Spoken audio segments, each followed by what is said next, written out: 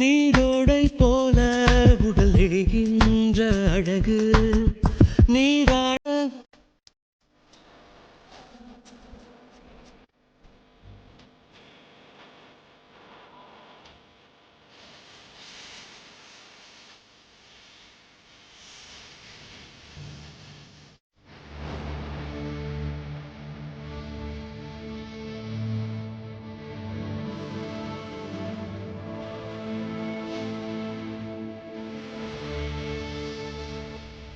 കാണാനും കൊള്ളാലോ. എന്നാ പിന്നെ കുട്ടിക്ക് ഈ വേഷം കുട്ടിക്ക് തന്നെ ചെയ്തൂടെ? അല്ല, എനിക്ക് അഭിനയിക്കണമെന്ന് അറിയില്ല സർ. മാഡം ഇപ്പൊ ഓക്കെയാ? ഇനിയിപ്പോ നമുക്ക് ടേക്ക് പോവാം. Okay, take.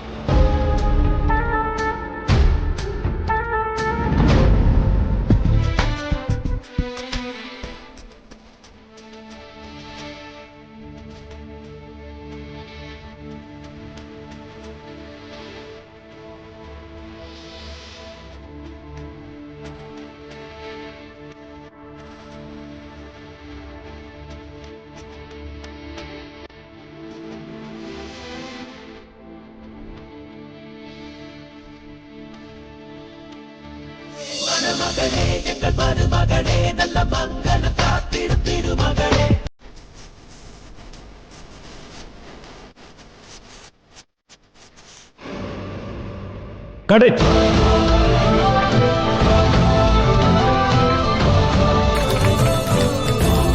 അടിപൊളി. Thank U.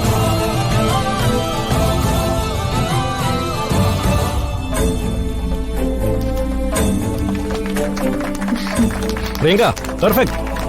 Thank you sir. അയ്യോ പ്രിയ, പ്രിയ. കൊള്ളാൻ കേട്ടോ ആള് കണ്ടതുപോലെയല്ല. Thank you. Hello. Thank you. ഓ താങ്ക് യു.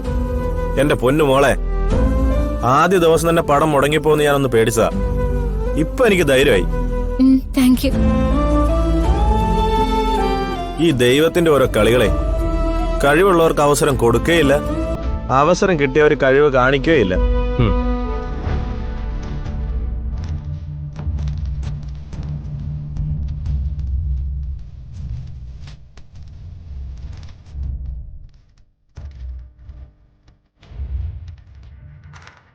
ആരെയും നിസ്സാരോട്ട് കാണരുതെന്ന് മാഡത്തിന് ഇപ്പൊ മനസ്സിലായോ?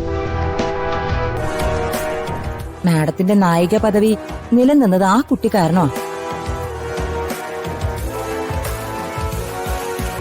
ആ കുട്ടിയോട് ഒരു നന്ദിയെങ്കിലും പറഞ്ഞൂടെ? ഞാൻ ആരോട് നന്ദി പറയണോന്നേ ഞാൻ തീരുമാനിച്ചോളാം.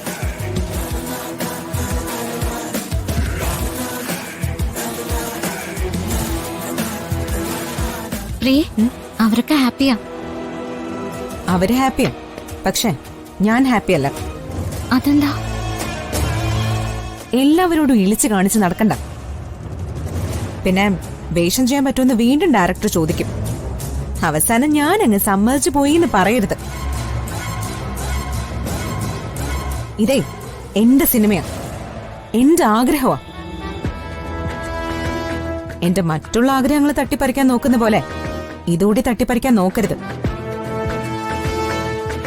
പിന്നെ സഹായിച്ചത് വലിയ കാര്യമായിട്ടൊക്കെ കാണുന്നുണ്ട്, പക്ഷെ അത് ചേച്ചിയുടെ ഡ്യൂട്ടി മാത്രം. എന്താ മനസ്സിലായോ?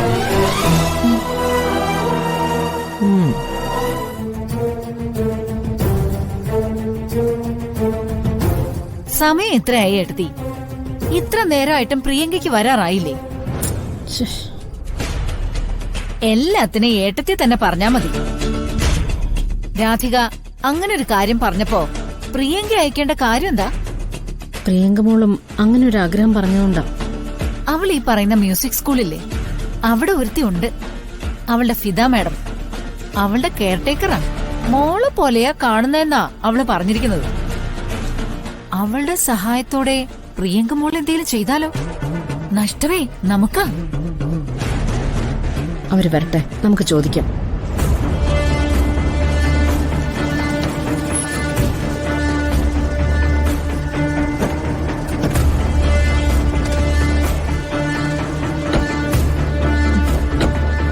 ചേച്ചി, ആരെങ്കിലും വൈകിയതിന്റെ കാരണം ചോദിച്ചാ റിഹേഴ്സലും നീണ്ടുപോയതാണെന്ന് പറയണം, കേട്ടല്ലോ?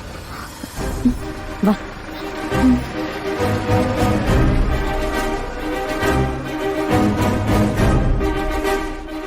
എവിടെയായിരുന്നു ഇതുവരെ?